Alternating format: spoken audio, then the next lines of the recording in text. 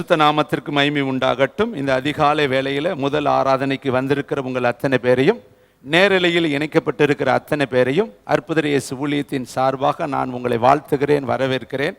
கர்த்தர் நம்முடைய வாழ்க்கையில் நன்மையான காரியங்களை தொடர்ந்து செய்ய நான் விரும்புகிறேன், வாஞ்சிக்கிறேன், ஜெபிக்கிறேன். இந்த நாளிலும் கர்த்தருடைய ஆவியானவர் தியானிக்கும்படியாக நமக்கு கொடுத்த தேவனுடைய வார்த்தை மத்தேயு எழுதின சுவிசேஷம் 19வது அதிகாரம் 19வது வார்த்தை. உன் தகப்பனையும் உன் தாயையும் கனம் பண்ணுவாயாக, உன்னிடத்தில் நீ அன்பு கூறுவது போல பிறரிடத்திலும் அன்பு கூறுவாயாக என்பவைகளையே என்றார். கர்த்தருடைய பரிசுத்த நாமத்திற்கு மகிமை உண்டாகட்டும். இந்த காலை வேளையிலும் அநேக காரியங்களை குறித்து நம்ம யோசிப்பதை விட நம்முடைய வாழ்க்கைக்கு மிக மிக மிக மிக அத்தியாவசியமான ஒன்றை தியானிக்கும்படியாக தேவனுடைய ஆவியானவர் இந்த வார்த்தைகளை கொடுத்திருக்கிறார். இங்கே அமர்ந்திருக்கிற நம்மிலும் லைவில் இருக்கிற அநேகரிடத்திலும் மிக குறைவாக இருக்கிற ஒன்றை கர்த்தர் புதுப்பித்து பலப்படுத்தி அதை நிறைவாய் மாற்றும்படியாக இந்த வார்த்தைகளை கொடுத்திருக்கிறார். இன்னைக்கு எல்லா கற்பனைகளையும் நம்ம கை கொள்ளக்கூடியவர்கள். மேலே சொல்லப்பட்டிருக்கிறது, எல்லாவற்றையும் அவன் கை கொண்டான் என்று வேதத்தில் வாசிக்கிற ஒரு மனுஷன் இயேசுனிடத்தில் வந்து பரலோகத்தை அடைவதற்கு, நித்திய ஜீவனை அடைவதற்கு நான் என்ன செய்யணும்னு கேட்டான். கர்த்தர் சொன்னார், கற்பனைகளை கை கொள்ள என்ன எழுதியிருக்கு? அவன் எல்லாவற்றையும் சொன்னான். கர்த்தருடைய வார்த்தை சொல்லுகிறது, அவன் சிறு வயது முதல் எல்லாவற்றையும் நான் கை கொண்டேங்கிறான். ஆனால் ஏசப்பா இன்னும் அவனிடத்தில் குறை இருப்பதை பார்த்தாரு. அவன் கேட்குறான், இன்னும் என்னிடத்தில் என்ன குறை என்று. அவனுக்கு அந்த குறையையும் கர்த்தர் காண்பித்தார். அப்பொழுதுதான் இந்த வார்த்தையை எழுதப்பட்டிருக்கிறதை நாம் பார்க்கிறோம். என்ன சொல்றாரு? முதலாவது உன் தகப்பனையும் தாயையும் கனம் பண்ணு. ரெண்டாவது ஒரு வார்த்தை சொல்றாரு, உன்னை நேசிப்பது போல நீ பிறனையும் அன்பு கூறு. அப்போ ஒரு மனுஷனை கனம் பண்ணுவதற்கு முன்பு அவனுக்கு தேவையானது அன்பு இருந்தால் தான் கனம் பண்ண முடியும். அப்போ இதில் கீழே இருக்கிற வார்த்தை இருந்தால் தான் மேலே இருக்கிற வார்த்தையை நம்ம செய்ய முடியும். ஒருத்தரை கனம் பண்ணணும்னா முதல்ல அவங்க மேலே நமக்கு அன்பு இருக்கணும். அந்த அன்பு எப்படிப்பட்ட அன்பா? உன்னை நேசிப்பது போல நீ பிறனையும் நேசிக்கணும். நீ உன்னை அன்பு கூறுவது போல நீ பிறனையும் அன்பு கூறணும். அருமையானவர்களே, இன்றைக்கு இந்த ஒரு காரியத்தில் 199 பேர் குறைவாக இருக்கிறோம். ஏனென்றால் நம்மை நாம் நேசிக்கிறோம், ஆனால் நமக்கு பக்கத்தில் இருக்கிறவர்களை நேசிப்பது குறைவாக இருக்கிறது. நம்முடைய குடும்பத்தில் இருக்கிற அங்கத்தினர்களையும் நேசிப்பது குறைவாக இருக்கிறது. அதை கர்த்தர் இந்த கால வேளையில் நம்மை விட்டு எடுக்கும்படியாகத்தான் இந்த வார்த்தைகளை கொடுத்திருக்கிறாரு. பாருங்களேன், வேதம் சொல்லுகிறது, யோவான் 3ஆம் அதிகாரம் 16வது வசனத்தை நான் உங்களுக்கு நினைவுபடுத்த விரும்புகிறேன். பிதா எப்படிப்பட்ட அன்பு உள்ளவராய் இருந்தார், அந்த அன்புக்கு விலைக்கிரயமாக அவர் என்ன கொடுத்தார் என்று சொல்லி வார்த்தையை அழகாய் யோவான் மூலியமாய் கர்த்தர் எழுதி வைத்திருக்கிறதை நான் உங்களுக்கு நினைவுபடுத்த விரும்புகிறேன். தேவன் தம்முடைய ஒரே பேரான குமாரனை விசுவாசிக்கிறவன் எவனோ அவன் கெட்டு போகாமல் நித்திய ஜீவனை அடையும்படிக்கு அவரை தந்தருளி இவ்வளவாய் உலகத்திலே அன்பு கூர்ந்தார். பிதா தன்னுடைய அன்பை வெளிப்படுத்துவதற்கு ஒரே ஒரு குமாரனாகிய இயேசுவை இந்த உலகத்தில் தந்து நம்மீது அன்பு கூர்ந்தாராம். பிதாவினுடைய அன்பிற்கு அடையாளம் அவர் தன் மகனை இந்த பூமியிலே கொடுத்து அந்த அன்பை நமக்கு காண்பிக்கிறார். என் ஒரே மகனையே உங்களுக்காக நான் கொடுத்துட்டேன், இவ்வளவாய் இந்த உலகத்தில் பிதா அன்பு கூர்ந்தார். அப்படின்னா நம்மீது அவர் அன்பு கூர்ந்தார், நம்முடைய குடும்பத்தின் மீது அவர் அன்பு கூர்ந்தார். உங்களுடைய தனிப்பட்ட வாழ்க்கையில் இருக்கிற ஒவ்வொரு காரியத்திலையும் அவர் அன்பு கூர்ந்ததுக்கு அடையாளமாக தன் ஒரே பேரான குமாரனை கொல்கத்தாவிலே சிலுவையிலே முள்முடிக்கு நடுவில், கசையடிகளுக்கு நடுவில், அவமானத்துக்கு நடுவில், நிந்தைகளுக்கு நடுவில், பரியாசத்திற்கு நடுவில், ஏச்சுக்கள் பேச்சுக்களுக்கு நடுவில், காரி துப்புவதற்கு நடுவில், இன்னும் தலையில் கொட்டுவதற்கு நடுவில் பிதாவாகிய தேவன் தன் ஒரே மகனை ஒப்பு கொடுத்து நம்மீது அன்பு கூர்ந்தாராம். அப்போ அருமையானவர்களே, அவர் தன்னுடைய பிள்ளையே தானமாய் கொடுத்து நம்மை அன்பு கூர்ந்தார். ஆனால் நம்மக்கிட்ட அவர் எதிர்பார்க்கிறது, நீ உன்கிட்ட இருக்கிற அன்பை நீ மற்றவர்களிடத்தில் செலுத்து. அன்பு இல்லாதவன் தேவனை அறியான் என்று சொல்லி வசனம் சொல்கிறது. பாருங்களேன், 1 யோவான் புஸ்தகம் 4ஆம் அதிகாரம் 8வது வசனம், 328வது பக்கம். 1 யோவான் நிருபம் பின்னாடி பக்கத்தில் இருக்குது, 328வது பக்கம். Thank you Jesus. 4ஆம் அதிகாரம் 8வது வசனத்தை வாசிக்கலாம். அன்பு இல்லாதவன் தேவனை அறியான், தேவன் அன்பாகவே இருக்கிறார். தேவன் எப்படிப்பட்டவர்? அன்பு உள்ளவர். குமாரனாகிய இயேசு கிறிஸ்து எப்படிப்பட்டவர்? அன்பு நிறைந்தவர். அந்த அன்பினுடைய அடையாளம் தான் அவர் இந்த பூமியிலே சுற்றி திரிந்த நாட்களை நாம் பார்க்கிறோம். வேதம் சொல்லுக, அவர் நன்மை செய்கிறவராகவும் பிசாசின் வல்லமையில் அகப்பட்ட யாவரையும் விடுதலை ஆக்குகிறவராயும் அவர் சுற்றி திரிந்தார். இயேசு கிறிஸ்து ஓய்வு எடுத்ததை ஒரே ஒரு இடத்துல மட்டும் நம்ம பார்க்கலாம். அவர் அந்த கப்பலில் பின்னணியத்தில் தலை வைத்திருந்தார்.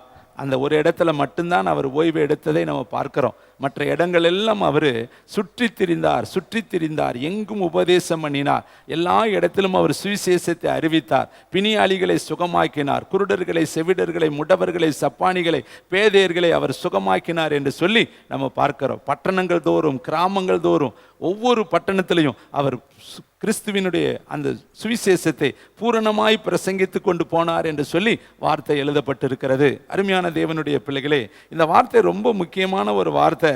அன்பு இல்லாதவன், நம்ம பிறரை நேசிக்காமல் நம்ம இருந்தோம்னா நம்மக்கிட்ட அன்பு கிடையாது. உன்னை நீ எப்படி நேசிக்கிறியோ அதே போல உன் பக்கத்தில் இருக்கவங்கள நேசிக்கணும். இன்னைக்கு இந்த சபையில் இருக்கிற நாம மற்றவர்களை எந்த அளவுக்கு நேசிக்கிறோம் என்பதை தராசில் நிறுத்தி நீங்கள் பார்க்கணும். நேசிக்கிறோம், உதட்டளவில் நேசிக்கிறோம், சில ஒரு நிமிஷம் நேசிப்போம். ஆனால் அவங்களுக்கு ஒரு வியாதியாக இருந்தால் நம்ம சரீரம் துடிக்கிறதா, அவர்களுக்கு ஒரு கஷ்டமாக இருந்தால் அதற்காக நம்முடைய இருதயம் பரிதபிக்கிறதா? கர்த்தருடைய வார்த்தை எழுதப்பட்டிருக்கு, நான் வியாதியாக இருந்தேன் என்னை பார்க்க வந்தீர்களா, வஸ்திரம் இல்லாது இருந்தேனே எனக்கு வஸ்திரம் கொடுத்தீர்களா, நான் அந்நியனாக இருந்தேனே நீங்கள் என்னை சேர்த்து கொண்டீர்களா என்று சொல்லி கர்த்தருடைய வார்த்தை எழுதப்பட்டிருக்கிறது. அப்போ அருமையானவர்களே, தேவனுடைய உண்மையான அன்பு நம்ம இடத்துல இருந்தால் நம்ம உண்மையிலேயே மற்றவர்களை நேசிப்போம். சபையில் எத்தனையோ நபர்கள் இருக்கிறாங்க, அத்தனை நபர்களையும் நேசிப்பது நம் மீது விழுந்த மிகப்பெரிய ஒரு கடமையாக இருக்குது. ஏனென்றால் அவர் நம் மீது அன்பு கூர்ந்ததுக்கு அடையாளமாக தன்னுடைய குமாரனையே கொடுத்தாரு. பாருங்களேன், இன்னும் சில அன்பினுடைய வார்த்தைகளை உங்கள் மத்தியில் வைக்க விரும்புகிறேன். அதே 1 யோவான் புஸ்தகம் 4ஆம் அதிகாரத்தில் 20வது வசனத்தையும் 16வது வசனத்தையும் கொஞ்சம் உற்று பார்க்கும்படி உங்களை கேட்டுக்கொள்கிறேன். அதே பகுதியில் 4ஆம் அதிகாரம் 20வது வசனம், தேவனிடத்தில் அன்பு கூறுகிறேன் என்று ஒருவன் சொல்லியும் தன் சகோதரனை பகைத்தால் அவன் பொய்யன். அன்பு கூறுகிறேன் கர்த்தரிடத்திலேன்னு சொல்லிட்டு சிநேகிதனை அல்லது சகோதரனை அல்லது உடன்பிறப்பை நம்ம பகைத்தால் நம்மை குறித்து வசனம் சொல்கிறது அவன் பொய்யன். தான் கண்ட சகோதரனிடத்தில் அன்பு கூறாமல் இருக்கிறவன் தான் காணாத தேவனிடத்தில் எப்படி அன்பு கூறுவான்? அப்போ நமக்கு மிக மிக முக்கியமான ஒன்று அன்பு. தேவனுடைய பிள்ளைகளை மற்றவங்களை நேசிக்கணும். அப்போ தான் அவங்களுக்காக ஜெபிக்க முடியும், அவங்களுக்காக நம்ம அழுக முடியும், அவங்களுக்காக நம்ம புலம்ப முடியும், அவங்களுக்காக நம்ம பரிதபிக்க முடியும். பாருங்கள், 100க்கு அதிபதிக்கு எத்தனையோ வேலையாட்கள் இருந்தார்கள். வசனம் சொல்கிறது, நான் ஒருவனை போவென்றால் போவான், ஒருவனை வா என்றால் வருவான், ஒருவனை இதை செய் என்றால் செய்வான். இப்படி அநேக வேலையாட்கள் அவனிடத்தில் இருந்தாலும் அவனுடைய வேலைக்காரர்கள் ஒருவன் வியாதிப்பட்டான் என்று சொல்லி வார்த்தை எழுதப்பட்டிருக்கு. அந்த ஒருவனுக்காக அவன் இயேசுனிடத்தில் இதோ வந்து ஆள் அனுப்பினான் என்று வார்த்தை சொல்லுகிறது. அப்போ அவன் தன்னுடைய வேலையால் எந்த அளவுக்கு நேசித்திருந்தால் அந்த வேலையால் சுகம் பெறுவதற்காக இயேசுனுடைய சமூகத்தை அவன் நாடி அவருடைய ஜெபத்தை, அவருடைய அற்புதத்தை விரும்பி இயேசுனிடத்தில் அவன் ஓடி இருப்பான். அப்போ அவனுக்கு இருதயம் தன்னை நேசிப்பது போல தன் வேலையாலையும் அவன் நேசித்தான். அதனால தான் அந்த ஒரு அவயம் வேதனைப்படும் பொழுது அவனால் சந்தோஷமாக இருக்க முடியலை, அவனையும் சுகப்பட வேண்டும் என்று அவன் விரும்பினான். அருமையான தேவனுடைய பிள்ளைகளே, அதே அதிகாரத்தில் 16ஆம் வசனத்தை பாருங்க. தேவன் நம்மேல் வைத்திருக்கிற அன்பை நாம் அறிந்து விசுவாசிக்கிறோம். தேவன் அன்பாகவே இருக்கிறார், அன்பில் நிலைத்திருக்கிறவன் தேவனில் நிலைத்திருக்கிறான், தேவனும் அவனில் நிலைத்திருக்கிறார். நல்லா பாருங்க, அன்பில் நிலைத்திருக்கிறவன் தேவனில் நிலைத்திருக்கிறான். தேவன் எப்படி இருக்கிறாரா? அவனில் நிலைத்திருக்கிறார். அப்போ நமக்கு இந்த நாளில் மிக முக்கியமான ஒரு காரியம், நம்ம கூட இருக்கிறவங்கள நேசிக்கணுங்க, அவங்களுக்காக ஜெபிக்கணுங்க. கலாத்தியர் 6:2 எழுதப்பட்டிருக்கு, ஒருவர் பாரத்தை ஒருவர் சுமந்து இப்படியே கிறிஸ்துனுடைய பிரமாணத்தை நீங்கள் நிறைவேற்றுங்க. நீங்கள் பார்த்தீங்கன்னா யோசுவா அமலேக்கரோடு யுத்தம் பண்ணி கொண்டு இருக்கிறாரு, மோசே தன் கைகளை தூக்கி கொண்டு இருக்கிறாரு. வார்த்தை எழுதப்பட்டிருக்கு, மோசேயினுடைய கைகள் அசந்து போயிற்று, தளர்ந்து போயிற்று, திடனற்று போயிற்று, பலனற்று போயிற்று. இப்போ அவனுடைய கைகள் உயர்ந்திருக்கிற வரையும் இஸ்ரவேலர்கள் மேற்கொண்டார்கள், இஸ்ரவேலர்கள் ஜெயித்தார்கள். மோசேயுடைய கை தளர்ந்து போகும் பொழுது, தள்ளாடி போகும் பொழுது, பலவீனப்பட்டு போகும்போது, சோர்ந்து போகும் பொழுது அமலேக்கியர்கள் மேற்கொண்டார்கள் என்று வார்த்தை எழுதப்பட்டிருக்கிறது. இதை பார்த்த ஆரோனும் ஊரும் 2 பேர் பக்கத்தில் இருக்கிறாங்க. அவர்களிடத்துல மோசே உதவி கேட்கவில்லை, அவர்களிடத்துல உதவி செய்யுங்கள் என்று அவன் பரிந்து கெஞ்சவில்லை. ஆனால் அதை பார்த்த மோசையுடைய நிலையை பார்த்த ஊரும் ஆரோனும் தானாக முன் வந்து அவனுடைய கைகளை தாங்க ஆரம்பித்தார். இதாங்க அன்பு. உன்னை நேசிப்பது போல நீ பிறனையும் நேசிக்கணும். அவ்வளவு நேரம் அவர் கையை தூக்கிக்கிட்டு இருக்கிறாரு. 100 வயதிற்கு நிறைந்த அவர் இந்த தள்ளாத வயதிலும் தன்னுடைய கைகளை தூக்கி பிடித்து இஸ்ரவேல் மக்களுக்கு ஜெயத்திற்காக பிரயாசப்படுகிறாரே என்பதை அறிந்த ஆரோனும் ஊரும் அவர்களாக முன் வந்து அந்த வயது நிறைந்த அந்த மனிதனுடைய கைகளை தாங்க அவர்கள் பிரயாசப்பட்டார்கள்.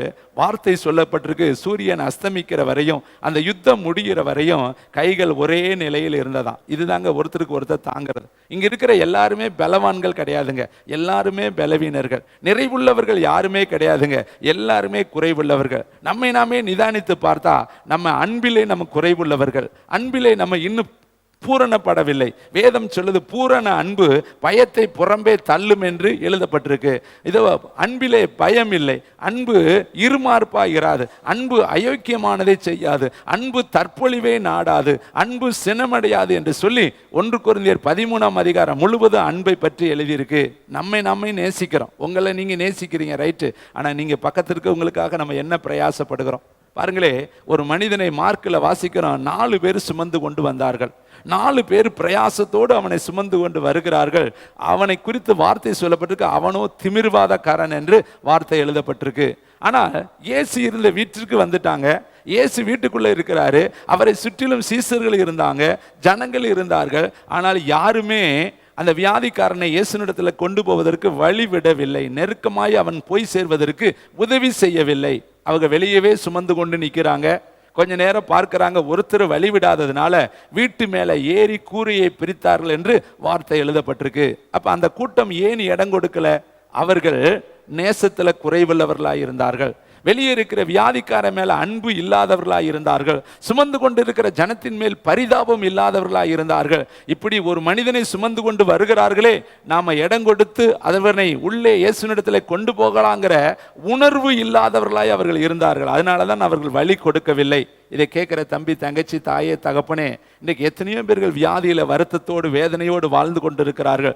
எத்தனையோ பேர்கள் பொருளாதாரத்தில் சரிவடைந்த நிலையில் இருக்கிறார்கள். எத்தனையோ பேர்கள் அனாதைகளாய் இருக்கிறார்கள், ஆதரவற்றவர்களாய் இருக்கிறார்கள், திறனற்றவர்களாய் இருக்கிறார்கள், பலனற்றவர்களாய் இருக்கிறார்கள், சத்துவமற்றவர்களாய் இருக்கிறார்கள்.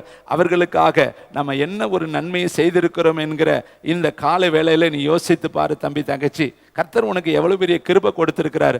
உனக்கு ஜெபிக்க பலன் கொடுத்திருக்கிறாரு, ஆலோசனை சொல்ல ஞானம் கொடுத்திருக்கிறாரு, உனக்கு பரலோகத்தினுடைய வெளிப்பாடுகளை கொடுத்திருக்கிறாரு. ஆனா நீ அந்த காரியத்தை எத்தனையோ தெரியாத பிள்ளைகளுக்கு நாம் சொல்லாதபடி நம்ம அடைத்து வைத்திருக்கிறோமே. நீ உன்னை நேசிப்பது போல அவர்களையும் நேசித்தால் அந்த ஆத்துமாக்காக நீ திறப்பில் நின்று ஜெபித்திருப்பாயே, அந்த ஆத்துமாக்களுக்காக நீ சத்தியத்தை சொல்ல பிரயாசப்பட்டிருப்பாயே, அந்த ஆத்துமாக்களை கர்த்தரிடத்தில் கொண்டு வருவதற்கு நீ முயற்சி எடுத்திருப்பாயே. இன்னும் ஒரு சில வசனங்கள் உங்கள் மத்தியில் வைக்க விரும்புகிறேன். அதே 1 யோவான் புஸ்தகம் 3ஆம் அதிகாரம் 18வது வசனம். நான் உங்களிடத்தில் அதிகமாய் பேசுவதை விட வார்த்தையை தான் நான் முன்வைக்க விரும்புகிறேன் இந்த கால வேளையில. ஏன்னா மனிதனுடைய வார்த்தையை விட தேவனுடைய வசனம் மிக வல்லமையுள்ளது. அந்த வசனத்தை வாசிக்கலாம். 1 யோவான் 3ஆம் அதிகாரம் 18வது வார்த்தையை வாசிக்கலாமா? என் பிள்ளைகளே, வசனத்தினாலும் நாவினாலும் அல்ல, கிரியினாலும் உண்மையினாலும் அன்பு கூற கடவோம். நம்ம வசனத்தை பிரசங்கிட்டு போறது மட்டும் அன்பு அல்ல, அல்லது நாவினால் பேசுவது மட்டும் அன்பு அல்ல, கிரியினாலே அன்பு காண்பிக்க வேண்டும் தேவனுடைய பிள்ளைகளே. இதற்கு ஒரு சம்பவத்தை நான் வேதத்திலே உங்களுக்கு காண்பிக்க விரும்புகிறேன். அந்த வார்த்தையை குறித்து எழுதப்பட்டிருக்கிறது உங்களுக்கு எல்லாருக்கும் தெரியும். லூக்கா எழுதின சுவிசேஷம், தேங்க்யூ லார்ட், 10ஆம் அதிகாரம் 25வது வசனத்துக்கு கடந்து வந்தீங்கன்னா, அங்கு ஒரு நியாய சாஸ்திரி ஒருத்தன் வருகிறான். சட்ட வல்லுனன், வேதத்தை படித்தவன், வேத நிபுணன், வேதத்தில் இருக்கிற எல்லா காரியத்தையும் தெரிந்த ஒரு மனிதன் இயேசுனிடத்தில் இதே கேள்வியே கேட்கிறான். இங்கே எப்படி ஒரு மனுஷன் பரலோகத்துக்கு போவதற்கு என்ன செய்யணும்னு கேட்டானோ, அதே போல அங்கேயும் சட்டத்தை படித்த ஒரு வல்லுனன் இதே கேள்வியே கேட்கிறான். லூக்கா 10ஆம் அதிகாரம் 25ஆம் வசனம். அப்பொழுது நியாய சாஸ்திரி ஒருவன் எழுந்திருத்து அவரை சோதிக்கும்படி, போதகரே, நித்திய ஜீவனை சுதந்திரித்துக் கொள்ளும்படி நான் என்ன செய்ய வேண்டும் என்று கேட்டான். அதற்கு அவர், நியாய பிரமாணத்தில் என்ன எழுதியிருக்கிறது, நீ வாசிக்கிறது என்ன என்றார். அவன் பிரதியுத்தாரமாக, வசனத்தை எவ்வளோ அழகாய் அவன் அறிஞ்சு வச்சிருக்கான் பாருங்க. உன் தேவனாகிய கர்த்தரிடத்தில் முழு இருதயத்தோடும் முழு ஆத்மாவோடும் முழு பலத்தோடும் முழு சிந்தையோடும் அன்பு கூர்ந்து உன்னிடத்தில் அன்பு கூறுவது போல பிறரிடத்திலும் அன்பு கூறுவாயாக என்று எழுதியிருக்கிறது என்றான். அப்போ வார்த்தையே அவன் கரெக்டாக படிச்சிருக்கிறான். வார்த்தை அவனுக்கு தெரியுது. இதை கேட்குற நமக்கும் வார்த்தை நல்லா தெரியுங்க. ஆதியாகமம் தெரியும், யாத்திரையாகமம் தெரியும், லேவியர் எல்லாம் படிச்சிருக்கிறோம். நம்ம பல ஆயிரம் முறை இந்த வசனங்கள் எல்லாம் தெரியும். ஆனால் வசனத்தை நம்முடைய வாழ்க்கையில பிரதிபலிக்கிறோமா? வசனம் நம்முடைய வாழ்க்கையில செயலாக்கத்திற்கு வந்திருக்கா? வசனத்தின்படி நம்முடைய குடும்பம் கட்டப்பட்டிருக்கா? வசனத்தின்படி நம்முடைய கண்கள் செயல்படுகிறதா? வசனத்தின்படி நம்முடைய இருதயம் இருக்கிறதா? வசனத்தின்படி நம்முடைய பிள்ளைகளை வளர்க்கிறோமா? வசனத்தின்படி நம்முடைய பொருளாதாரத்தை ஈட்டுகிறோமா என்கிறதெல்லாம் நம்ம பார்க்கணும். இவனுக்கு வசனம் தெரியுது, ஆனா அவனுடைய வாழ்க்கையில் இருக்கிற பிள்ளைகளை கர்த்தர் அழகாய் காண்பிக்கிறார். பாருங்களே, அங்க வார்த்தையை பாருங்க. அவன் தன்னை நீதிமான் என்று காண்பிப்பதற்காக இயேசுவினிடத்தில் தொடர்ந்து அவன் பேசிக்கொண்டே இருக்கிறான். அடுத்த வார்த்தையை வாசித்து பார்க்கலாமா? அவர் அவனை நோக்கி, நிதானமாய் உத்தரவு சொன்னாய், அப்படியே செய், அப்பொழுது பிழைப்பாய் என்றார். அவன் தன்னை நீதிமான் என்று காண்பிக்க மனதாய் இயேசுவை நோக்கி, எனக்கு பிறன் யார்? எனக்கு அடுத்து எனக்கு பின்னாடி இருக்கக்கூடியவன் யார் என்று கேட்கிறான். இயேசு பிரதியுத்தரமாக ஒரு அருமையான உவமையை அவனுக்கு சொல்றாரு. ஒரு மனுஷன் எருசலேமிலிருந்து எரிகோவுக்கு போகையில் கள்ளர் கையில் அகப்பட்டான். அவர்கள் அவனை காயப்படுத்தினார்கள், குற்றுயிராக விட்டுட்டு போனார்கள். அப்பொழுது 3 நபர்கள் அங்கே வருகிறதை ஏசப்பா சொல்றார். இது இயேசு கிறிஸ்துடைய வாயிலிருந்து புறப்பட்ட உவமை வார்த்தைகள். அப்போ உண்மையைத்தான் அவர் அங்கே உவமையாய் சொல்லுகிறார். பல இடங்களில் அவர் உவமை பேசுவதை நம்ம பார்க்கிறோம். அப்போ இந்த இடத்துல அவன் புறப்பட்டது எருசலேமு, போனது எரிகோ, இடையில கள்ளர் கையில் அகப்பட்டான். இதை கேட்கிற தம்பி தங்கச்சி, நல்ல இடத்துல இருந்து கெட்ட இடத்தை நோக்கி நம்ம எப்போ போனாலுமே உபத்தில் மாட்டிக்கொள்வோம். பரலோகத்திலிருந்து பாதாள வழிகளை நினைத்தாலே நம்முடைய வாழ்க்கையில் ஆபத்துக்கள் வந்துடும். அதனால தான் இருளுக்கும் வெளிச்சத்திற்கும் சம்பந்தமே கிடையாது. விக்கிரகத்துக்கும் தேவனுடைய ஆலயத்திற்கும் சம்பந்தமே கிடையாது. இதோ பகலுக்கும் இரவுக்கும் சம்பந்தமே கிடையாது. பரலோகத்திற்கும் பாதாளத்துக்கும் சம்பந்தமே கிடையாது. உங்களுக்கும் நமக்கும் உலகத்திற்கும் சம்பந்தமே கிடையாது. நம்ம உலகத்துக்குரியவர்கள் கிடையாது, நம்ம பரலோகத்துக்குரியவர்கள். அப்ப இவன் பாருங்க, புறப்பட்ட இடம் கரெக்டு தான், ஆனா போய் சேர்ந்த அவன் பிரயாசப்பட்ட இடம் தான் பாவமான இடம் என்று வேதம் சொல்லுது. எரிகோவுக்கு அவன் போனான். அதனாலதான் அவன் கள்ளர் கையில் அகப்பட்டான். 3 நபர்கள் அவனை சந்திக்கிறாங்க. அவன் குத்துயிரா கிடக்கிறான், கொலை உயிரா கிடக்கிறான், அடிபட்டு கிடக்கிறான், இரத்த வெள்ளத்தில் கிடக்கிறான், அவனுடைய ஜீவன் போய் கொண்டு இருக்குது.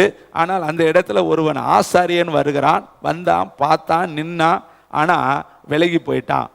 வசனம் சொல்கிறது பாருங்கள், தற்செயலாய் வருகிறான். வந்துட்டு பார்க்கிறான், அவன் என்ன செய்யறான்? அடிபட்டு கிடக்கிறான்.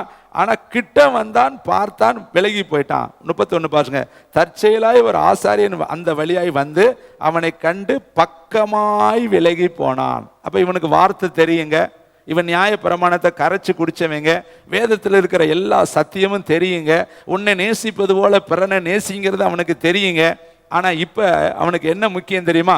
இவனை தொட்டா ஆசாரிய ஊழியம் செய்ய முடியாது, இவனை தொட்டோம்னா இரத்தக்கரை பட்டுரும், இவனை தொட்டோம்னா நம்ம ஊழியத்தில் போய் நிறைவேற்ற முடியாது, இன்னைக்கு ஊழியம் செய்ய முடியாது, தேவையில்லாத பிரச்சனையில் நம்ம ஏன் தலையிடணும்னு சொல்லி அவன் சுய நீதி உடையவனாக, தன்னுடைய காரியத்தை முக்கியத்துவப்படுத்தக்கூடியவனாக இந்த அடிபட்டு கிடக்கிறவன் மேல காட்ட வேண்டிய பரிவை காட்டாமல் அவன் விலகி ஓடிட்டான். இதை கேட்குற தம்பி தங்கச்சி, தாயே தகப்பனே, நாமும் கூட தாங்க படித்தவங்க தாங்க, எல்லாமே தெரியுங்க. ஆனால் தெரியுங்கிற ஒரே எண்ணத்தில் செய்ய வேண்டிய நிறைய கடமையை நம்ம செய்யாமல் இருக்கிறோம். அன்பு காட்ட வேண்டிய இடத்துல நம்ம அன்பு காட்டாமல் இருக்கிறோம். யாருக்காக ஜெபிக்கணுமோ அவங்களுக்கு நம்ம ஜெபிக்காமல் இருக்கிறோம். யாரை கனம் பண்ண வேண்டியதோ அவர்களை கனம் பண்ணாமல் இருக்கிறோம். யாரை தூக்கி விட வேண்டியதோ அவர்களை தூக்கி விடாமல் இருக்கிறோம். செய்ய வேண்டிய கடமையை நம்ம சரியாக செய்யாதபடிக்கு வெறும் பிரமாணங்களின் மேலே நம்பிக்கையும் பிரமாணங்களை செய்கிறோம் என்ற எண்ணத்தில் நம்ம ஓடிக்கொண்டிருக்கிறோம். இவன் முதலாவது என்ன செஞ்சிருக்கணும்? ஆசாரியன் தானே, வேதத்தை படித்தவன் தானே, அவன் நிபுணன் தானே, வேதத்தில் இருக்கிறதெல்லாம் அவனுக்கு தெரியும் இல்லையா? அவன் என்ன செய்திருக்கணும்? உடனடியாக அவனை அன்பு பாராட்டி அவனை தூக்கி எடுத்து அவனுக்கு வேண்டிய பராமரிப்பு பணிகளை செய்து அவனை கொண்டு போய் சேர்க்க வேண்டிய இடத்துல கொண்டு போய் சேர்த்திருக்கணும். ஆனால் அவன் அதை விட இரக்கம் பாராட்டுவதை விட, தயவு பாராட்டுவதை விட, அன்பு பாராட்டுவதை விட, உதவி செய்வதை விட ஊழியம்தான் பெருசுன்னு சொல்லி அவனை விட்டு விலகி போனான். பக்கமாய் விலகி போனான். அப்ப அவன் அழுதுருப்பான், அவன் கத்திருப்பான், அவன் துடிச்சிருப்பான், அவன் கெஞ்சி இருப்பான். பக்கத்தில் அவன் போகும்பொழுது இவன் கூப்பிட்டுருப்பான், ஐயா உதவி செய்யுங்க, உதவி செய்யுங்க, உதவி செய்யுங்கன்னு. இதை கேட்குற நம்முடைய வாழ்க்கையில் எத்தனை பேர் நம்மளை பார்த்து உதவி செய்யுங்கன்னு கேட்டிருக்காங்க? ஜெப உதவி செய்யுங்கன்னு கேட்டிருக்காங்களே, பொருளாதார உதவி செய்யுங்கன்னு கேட்டிருக்காங்களே, அவசரத்துக்கு வாங்க எங்களுக்கு ஹெல்ப் பண்ணுன்னு கேட்டிருக்காங்களே. ஆனால் நாமும் கூட காணாதவர்கள் போல எத்தனை நாள் கடந்து போயிருக்கிறோம். எத்தனை அவசரமான ஜெப குறிப்புகள் உங்களை நோக்கி வந்துச்சு, எத்தனை எமர்ஜென்சி ப்ரேயர் ரிக்வெஸ்ட் உங்களை நோக்கி வந்துச்சு. ஆனால் நாமும் மனதை கடினப்படுத்தி கொண்டு அதை விட வேலை முக்கியம், அதை விட குடும்பம் முக்கியம், அதை விட பணிகள் முக்கியம், அதை விட உங்களுக்கு மற்ற காரியம் முக்கியம்னு சொல்லி அதை நம்ம எத்தனை முறை அல்லல் தட்டி இருக்கிறோம். தேவனுடைய பிள்ளைகளே, இந்த ஆசாரியன் செய்த வேலையை இன்றைக்கு நம்மளும் நிறைய ஆசாரிகள் செய்கிறோம். ஒரு எமர்ஜென்சியான காலகட்டத்தில் கூட நமக்கு உதவி செய்ய திராணி கிடையாது, தெம்பு கிடையாது, மனசு கிடையாது. பாருங்களே, மொர்தெக்காய் எஸ்தரை பார்த்து ஒரு கேள்வி கேட்கிறான். இந்த காலத்துக்கு உதவியாக இருக்கும்படி உனக்கு ராஜ மேன்மை கிடைத்திருக்கலாமே, யாருக்கு தெரியும்? நீ இந்த காலத்தில் மௌனமாய் இருந்தால் யூதருக்கு ரட்சிப்பு வேறு ஒரு வழியாய் புறப்பட்டு வரும். அப்பொழுது நீயும் உன் தகப்பன் வீடாரும் அழிவீர்கள். இதை கேட்கிற தம்பி, தங்கச்சி, தாயே, தகப்பனே, நல்லா யோசித்து பாருங்க. ரொம்ப மோசமான ஒரு காலகட்டம். சூசா நகரமே அங்க இருந்து கலங்கி போயிருக்கு. 127 நாடுகளிலையும் மரணத்திற்கான செய்தி குறிக்கப்பட்டாச்சு. எல்லா யூதர்களையும் ஒரே நாளில் கொன்று குவிக்க ஆமான் மூலியமா திட்டம் தீட்டப்பட்டு அது தேசம் எங்கு போய் சேர்ந்துருச்சு. இதை அறிந்த மொர்தெக்காய் நிருபத்தை கொடுத்து அனுப்புகிறான், அதோடைய நகலை கொடுத்து அனுப்புகிறான். ஆமானால் இப்படிப்பட்ட சூழ்ச்சிகள் இந்த தேசத்தில் உன்னுடைய கணவன் மூலியமாய் செய்யப்பட்டிருக்கு, அவருடைய கையெழுத்தை இவர்கள் வைத்து அந்த நகலை இவர்களை உலகம் பூரா அனுப்பி இருக்கிறார்கள் 127 நாடுகளுக்கும். நீ இந்த காலத்தில் அமைதியா இருக்காத, இதற்காகவா உனக்கு இந்த மேன்மையை கர்த்தர் கொடுத்திருக்கிறான்னு சொன்ன உடனே அவள் உடனே ஒரு வார்த்தை சொல்றா, நான் செத்தாலும் சாகிறேன், நான் சட்டத்தை மீறி உள்ள போறேன், நீ போய் நாட்டுகளில் இருக்கிற எல்லா யூதர்களை கூடி வர செய்ய, எனக்காக ஜெபம் பண்ணு, நானும் என் தாதிமாறு ஜெபிக்கிறோம், இவ்விதமாய் சட்டத்தை மீறுவேன், உள்ள போவேன், செத்தாலும் நான் சாகிறேன். இதை கேட்கிற தம்பி, தங்கச்சி, 127 இருக்கிற நாடுகளில் இருக்கிற யூதர்கள் யாருமே இவளிடத்துல வல்லங்க. ஒரே ஒரு மொர்தெக்காய் தாங்க வந்தான், ஒரே ஒரு மொர்தெக்காய் தாங்க ஆல்டர் கால் கொடுத்தான், ஒரே ஒரு மொர்தெக்காய் தாங்க அவள் இருதயத்தை தட்டினான், ஒரே ஒரு மொர்தெக்காய் தாங்க அவளுக்கு ஆவியை புதுப்பிக்கும்படி அவளிடத்துல பேசினான். அந்த வார்த்தைக்கு அவள் கீழ்ப்படிந்தாள், முடமிட்டாள், புடமிட்டாள், உபவாசித்தாள், அழுதாள், கதறினாள், கண்ணீர் விட்டாள், தன் ஜீவனை பணய வைத்தாள். தன் ஜீவனை போனாலும் பரவாயில்லை என்று சொல்லி அவள் எழுந்து ராஜாவினிடத்தில் பிரவேசித்தாள். ஒருவேளை ராஜா பொற்செங்கோலை நீட்டாவிட்டால் அவளுடைய தலை துண்டிக்கப்படும், ராஜ வஸ்தியினுடைய மேன்மை வேறொருத்தருக்கு கொடுக்கப்படும். ஆனால் அவைகளை விட அவள் நினைத்த ஒரே ஒரு காரியம், என் யூத ஜனங்களுக்காக நன்மை செய்ய திராணி இருக்கும் பொழுது அதை செய்யத்தக்கவர்களுக்கு செய் என்று கர்த்தருடைய வார்த்தை எழுதியிருக்கிறதே, அதை நான் செய்ய வேண்டும் என்று சொல்லி ஜீவனை பணயம் வைத்து உள்ள போனான். இதை கேட்கிற தம்பி, தங்கச்சி, தாயே, தகப்பனே, நமக்கு இந்த காலங்கள் மிக பொன்னான காலங்கள். இப்போ நம்ம தலைமையில அடுத்த 5 ஆண்டு காலத்தினுடைய ஆட்சி உங்க முழங்காலில் இருக்கு, உங்க இருதயத்தில் இருக்கு, உங்க நாவுகளில் இருக்கு. நீங்க எதை வேண்டிக் கொள்கிறீங்களோ அதை கர்த்தர் தருவார். வேதம் சொல்லுது, பொல்லாதவர்களாகிய நீங்களே நல்ல ஈவுகளை கொடுக்க அறிந்திருக்கும் பொழுது பரலோகத்தில் இருக்கிற உங்கள் பிதா தம்மிடத்தில் வேண்டிக் கொள்ளுகிறவர்களுக்கு நன்மையானதை கொடுப்பது அதிக நிச்சயம். பாருங்கள், ஆபிரகாம் போய் லோத்துக்காக திறப்பில் நிற்கிறார், கேட்கிறாரு, 50 பேர் இருந்தால் அழிக்க கூடாது ஆண்டவரே. கர்த்தர் ஓகேன்னு சொன்னார். 50 பேர் இருந்தால் அழிக்க மாட்டேனார். திடீர்னு 45 பேர் இருந்தா நீங்க அழிக்க கூடாது, குறைச்சிட்டார். அவரு 45 பேர் இருந்தால் நான் அழிக்க மாட்டேன், அங்க 45 நீதிமான்களை கண்டால் நான் சோதோமை அழிக்க மாட்டேன். அப்புறம் இன்னும் சொல்றாரு, இன்னும் நான் பேசுகிறேன், கோபம் வராது இருப்பதாக. 40 பேர்கள் இருந்தால் அவன் என்னெல்லாம் கேட்டானோ அதுக்கெல்லாம் கர்த்தர் ஆம் சொன்னார். 40 பேர் இருந்தாலும் அழிக்க மாட்டேன். அவன் திடீர்னு 30 பேர் இருந்தால் 30 பேர் இருந்தாலும் அழிக்க மாட்டேன். 20 பேர் இருந்தால் 20 பேர் இருந்தாலும் நான் சோதம் குமார பட்டணத்தை அழிக்க மாட்டேன். அவன் திடீரென்று 10 பேர் என்று சொன்னான். கர்த்தர் 10 பேர் இருந்தாலும் நான் அழிக்க மாட்டேன். அருமையானவர்களே, 50ல் இருந்தான், 45க்கு வந்தான், 40க்கு வந்தான், 30க்கு வந்தான், 20க்கு வந்தான், 10க்கு வந்தான். 6 முறை ஜெபம் பண்ணினான். இன்னும் ஒரே ஒரு முறை, 7வது முறை ஜெபம் பண்ணி எப்படி பண்ணியிருக்கலாம்? யாருமே இல்லாவிட்டாலும் என் நிமித்தம் அந்த தேசத்துக்கு இரக்கம் பாராட்டுங்கள் என்று சொல்லி ஜெபித்திருந்தால் அதற்கும் கர்த்தர் இரக்கம் பாராட்டுவார். ஏன்னா அவர் இரக்கத்தில் பேர் பெற்றவர். அவரால் செய்யக்கூடாத காரியம் ஒன்றுமே கிடையாது. ஆனால் அந்த ஆபிரகாம் என்ன பண்ணிட்டார் தெரியுமா? 10 பேர் கூட அங்கே இருக்க மாட்டாங்க அப்படிங்கிற ஒரு எண்ணம். அவர் என்ன நினைச்சிருப்பாரு?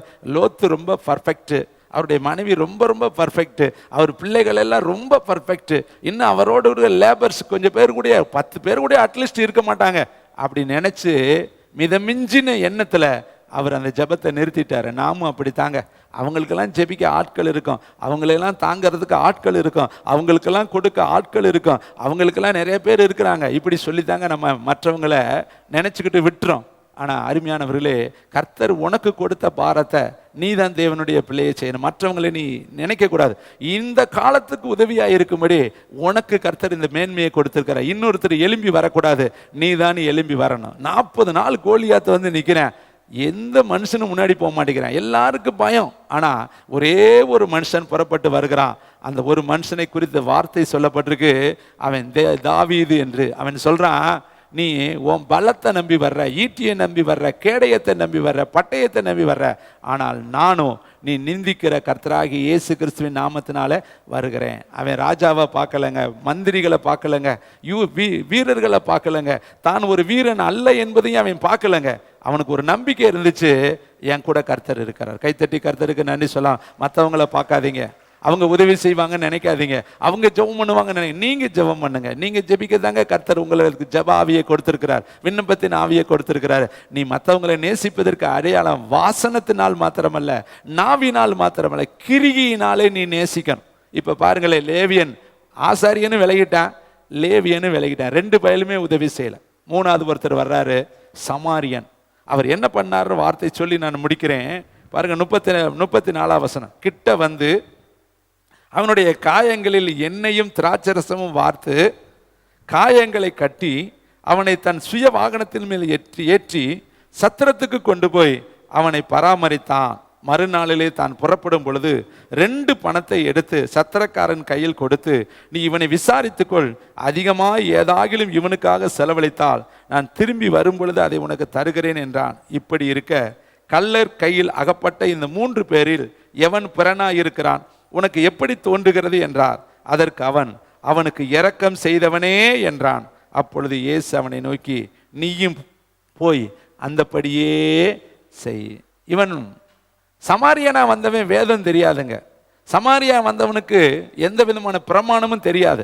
ஆனா பிரமாணமே இல்லாதவன், வேதம் தெரியாதவன், ஆனா அந்த இடத்துல எல்லா பணிவடையும் செய்தான். அது யாருக்கு ஒப்புமையா இருக்குன்னா இயேசு கிறிஸ்துக்கு ஒப்புமையா இருக்கு. அவர் சமாரியானாகத்தான் வந்தார். அவர் வந்து அவனை சுய வாகனத்தில் ஏற்றினாராம், காயத்தை கட்டினாராம், எல்லாவற்றையும் அவனுக்கு பராமரிப்பில் கொண்டு வந்து சத்திரத்தில் சேர்த்தாராம். நம்மை விட உலகத்தில் இருக்கிற எத்தனையோ பேர்கள் நல்லவர்களாக இருக்காங்க. நல்லா யோசித்து பார்த்தா நம்மளை விட அவங்கள்ட்ட அன்பு இருக்கு, நம்மளை விட அவங்கள்ட்ட இறக்கம் இருக்கு, நம்மங்கள்ட்ட விட அவங்கள்ட்ட நீதி இருக்கு. பாருங்க, யோபுவை பற்றி வேதம் சொல்றது, சன்மார்க்கனும் தேவனுக்கு பயந்து பொல்லாப்புக்கு விலகிறோம். நம்மை விட நிறைய பேர்கள் சன்மார்க்கராக இருப்பாங்க. நிறைய அவங்கள ஜெபிக்க தெரியாது, வேதம் தெரியாது, ஆனால் அவர்கள் ஒழுக்கம் நம்மளை விட சிறப்பாக இருக்கும். அவங்க பொய் பேச மாட்டாங்க, கெட்ட வார்த்தை பேச மாட்டாங்க, ஏமாற்ற மாட்டாங்க. நம்மளை விட அவங்க பக்தி வைராக்கியமாக இருக்கிறத நம்ம நிறைய இடத்துல பார்க்குறோம். பார்க்கும் பொழுது அவர்களுடைய நீதியிலும் நம்ம நீதி அதிகமாகிறாவிட்டால் தேவனிடத்தில் நம்ம எப்படி கைகளை தூக்க முடியும்? அருமையான தம்பி தங்கச்சி, இன்னைக்கு ஆண்டவர் உங்களிடத்தில் சொல்ல சொல்லி என் உள்ளத்தில் வைத்த ஒரே ஒரு பாரம், சபை ஒருத்தரை நேசிக்கணுங்க. இன்னைக்கு எத்தனையோ பேர்கள் ஜெபிக்க ஆள் இல்லாமல் பரிதாபமாக இருக்கிறான். இன்னைக்கு நமக்காக யாராவது ஜெபிக்க மாட்டாங்களா? நிறைய பாருங்க, விண்ணப்பத்தில் நீங்கள் பார்த்தீங்கன்னா எங்களுக்காக ஜெபம் பண்ணுங்க, எங்களுக்காக ஜெபம் பண்ணுங்க, நாங்கள் வியாதியாக இருக்கிறோம். நீங்கள் நிறைய மெசேஜில் ஓப்பன் ப்ரேயரில் நடக்கிற மெசேஜ் கீழே பார்த்தீங்கன்னா அங்கே போட்டுக்கிட்டே இருப்பாங்க, ஜெபம் பண்ணுங்க, ஜெபம் பண்ணுங்க, எங்களுக்கு இன்ன பிரச்சனை, எங்களுக்கு இன்ன பிரச்சனை. அப்போ இத்தனை ஆயிரம் மக்கள்கிட்ட பணம் இருக்குது, வீடு இருக்குது, பங்களா இருக்குது, கார் இருக்குது, ஆனால் ஜெபிக்க ஆட்கள் இல்லை. அவங்களுக்கு என்ன தேவை? எமர்ஜென்ஸாக ஜெபிக்கக்கூடிய நபர்கள், உண்மையான நேசக்காரர்கள், உண்மையாய் பரிந்து பேசக்கூடியவர்கள், உண்மையாய் உத்தரவாதம் செலுத்தக்கூடியவர்கள் அவர்களுக்கு தேவையாக இருக்கு. அருமையான தம்பி தங்கச்சி, தாயே தகப்பனே, இன்னைக்கு காலையில் கர்த்தர் நம்மிடத்தில் எதிர்பார்க்கிறது, உன்னை நேசிப்பது போல நீ மற்றவர்களையும் நேசி. பாருங்க, இந்த சமாரியன் போய் எந்த சடங்கும் பார்க்கலங்க, எந்த விதமான காரியமும் பார்க்கல. அவன் தான் வேலை கெட்டு போகும்னு நினைக்கல. அந்த இடத்துல அவன் தூக்கி எடுத்து சத்திரத்தில் கொண்டு போய் பராமரித்து தன் பணத்தையும் கொடுத்து விசாரித்தான் என்று சொல்லி வார்த்தை எழுதப்பட்டிருக்க அந்த நபராகத்தான் இயேசு கிறிஸ்து இருக்கிறார். இன்னைக்கு உங்களை தூக்கி எடுத்திருக்கிறாருங்க. உங்களை விசாரிக்கும்படி சத்திரத்துக்கு கொண்டு வந்திருக்கிறாருங்க. உங்களுக்காக கடைசி சொட்டு ரத்தத்தையும் கொடுத்திருக்கிறாருங்க. இப்படிப்பட்ட அன்பு நமக்குள்ளேயும் காணப்படணும். 1 பேதுரு 4:7 அழகான 321 பக்கம். இன்னும் 5 நிமிடம் இருக்கு, நான் வேகமாக முடிக்கணும். வேகமாக என் கூட நீங்கள் ஒத்துழைப்பு தரும்படி உங்களை கேட்டுக்கொள்கிறேன். 321 பக்கம் புதிய ஏற்பாட்டில் 1 பேதுரு 4:1 வாசிக்க. 4:8 எல்லாவற்றுக்கும் மேலாக பக்கத்தில் பார்த்து சொல்லுங்க, ஒருவரில் ஒருவர் ஊக்கமான அன்புள்ளவர்களாக இருங்கள். அன்பு திரளான பாவங்களை மூடும். முறுமுறுப்பு இல்லாமல் ஒருவரை ஒருவர் உபசரியுங்கள். அவனவன் பெற்ற வரத்தின்படியே நீங்கள் தேவனுடைய பற்பல கிருபையுள்ள ஈவுகளை பகிர்ந்து கொடுக்கும்படி நல்ல உக்கிரானக்காரர் போல ஒருவருக்கு ஒருவர் உதவி செய்யுங்க. இதெல்லாம் நமக்கு தாங்க எழுதியிருக்கிறாரு, யாருக்கோ பிரசங்கிப்பதற்கு கிடையாது. இது எல்லாம் கை கொள்வதற்கு. உதவி செய்யுங்க, உபசரியுங்க, அன்பு பாராட்டுங்க. அன்பு பாவங்களை எல்லாம் மூடும். 1 கொரிந்தியர் 13 8 வசனம், 4 வசனம், 7 வாட்சி பார்த்தீங்கன்னா, அன்பு ஒரு கால ஒழியாது. நம்ம பிள்ளைகளை பாருங்க, எத்தனை முறை தப்பு பண்ணாலும் அன்பு மட்டும் நம்மகிட்ட குறையவே கிடையாதுங்க. தப்பை உடனே மறந்துடும். நேற்று என்ன பிள்ளை தப்பு பண்ணுச்சு ஞாபகமே இருக்காது. போன மாதம் என்ன தப்பு பண்ணுச்சு ஞாபகமே இருக்காது. எந்த தாயும் தகப்பனும் தான் பிள்ளையுடைய அந்த குறைவை நினச்சிக்கிட்டே இருக்க மாட்டாங்க. அதாங்க அன்பு. அதை உடனே மறந்துடுவாங்க. தான் பிள்ளையுடைய குறைவு வெளியே தெரியக்கூடாதுன்னு மூடி மறைப்பாங்க. அதனால தான் வசனம் சொல்லுது, அன்பு ஒரு காலு ஒழியாது. 4வது வசனம், அன்புக்கு போராமை கிடையாது. 7வது வசனம், சகலத்தையும் சகிக்கும். இதுதான் உண்மையான அன்பு. நம்மகிட்ட உண்மையான அன்பு இருந்தால் எதையுமே சகித்து கொள்வோம். நம்மகிட்ட உண்மையான அன்பு இருந்தால் சகலத்தையும் நம்ம என்ன செஞ்சுக்கொள்வோம், ஏற்றுக்கொள்வோம். அங்கே பாருங்க, அன்புக்கு போராமையே இருக்காது. ஒருத்தர் வளர்ந்தா இன்னொருத்தர் அதை என்ன பண்ணுவாங்க, பாராட்டணும். அதுதான் உண்மையான அன்பு. அவர் நல்லா வளரட்டும், அவர் நல்லா எழும்பட்டும், அவர் நல்லா பிரகாசிக்கட்டும், அவர் நல்லா ஜுவாலிக்கட்டும். இதுதான் அன்பினுடைய ஆழம். ஆனால் இன்னைக்கு அன்பு நமக்குள்ள சரியா இல்லாதனால தான் அடுத்தவங்களுடைய உயர்வை பார்க்கும் பொழுது இன்னைக்கு நமக்குள்ள வருத்தம் வருது. அப்படிலாம் இருக்கக்கூடாது. அது உண்மையான அன்பு கிடையாது. ஒவ்வொருவரையும் கர்த்தர் ஒவ்வொரு விதமாய் அழைச்சிருக்கிறார். விரல் 10 விரலும் கரெக்டாக இருக்குதா? யோசித்து பாருங்க. விரலுக்கு ஒரே இடத்துல தாங்க இருக்குது, ஆனால் 10 வித்தியாசமா இருக்கு. இதே போல தான் நம்முடைய வாழ்க்கையிலையும் கர்த்தர் ஒவ்வொருத்தரையும் ஒவ்வொரு விதமாய் அழைச்சிருக்கிறார். அழைப்பு வேற, ஓட்ட வேற, முடிவு வேற, கிருபை வேற. வார்த்தையில் அவனவன் அழைக்கப்பட்ட நிலையிலேயே நிலைத்திருக்க கடவன். உங்களை என்ன விதமாய் கர்த்தர் அழைச்சாரோ அந்த ஓட்டத்தில் நீங்கள் ஓடுங்க.